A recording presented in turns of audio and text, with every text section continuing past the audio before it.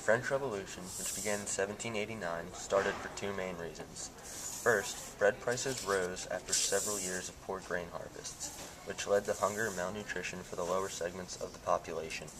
This problem was made worse by inadequate transportation, which limited the shipment of foods from rural areas to large population centers. Second was that France had financial obligations from the 7 Years' War and the American Revolutionary War, further worsening the economic crisis.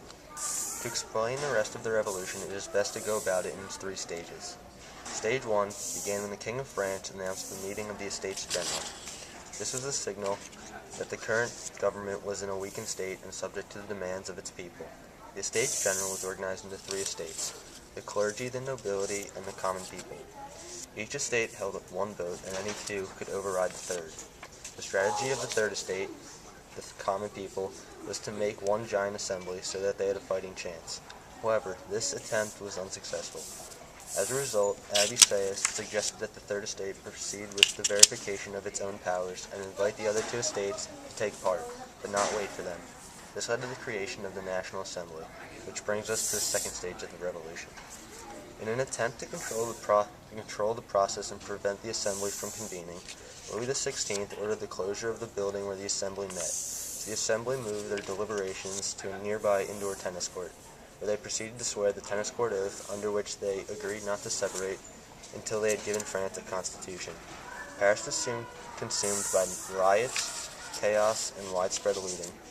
The mobs soon had the support of some of the French Guard, who were armed and trained soldiers. On the 14th of July, the insurgents set their eyes on the large weapons and ammunition cache inside the Bastille fortress, which was also perceived to be a symbol of royal power. After several hours of combat, the prison fell that afternoon in what is known as the storming of the Bastille. In August of 1789, the Assembly published the Declaration of the Rights of Man and of the Citizen, which comprised a statement of principles rather than a constitution with legal effect. The National Constituent Assembly functioned not only as a legislator, but also as a body to draft a new constitution. On the night of on June 20th, 1791, the royal family fled to Tuileries Palace wearing the clothing of servants, while their servants dressed as nobles. However, late the next day, the king was recognized and arrested at Varennes.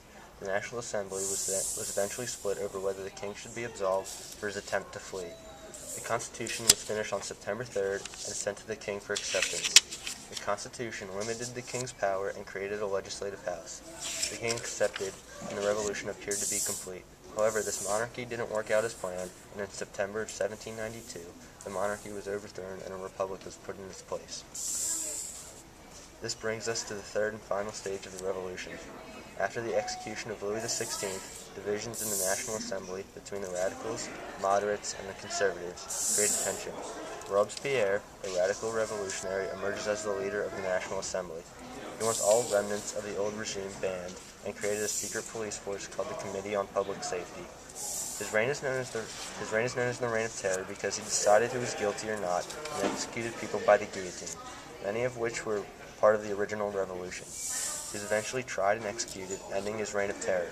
The National Assembly then appointed a directory of 5 upper-middle-class people to head the government. Eventually, a war hero emerges as the leader of France. His name is Napoleon Bonaparte.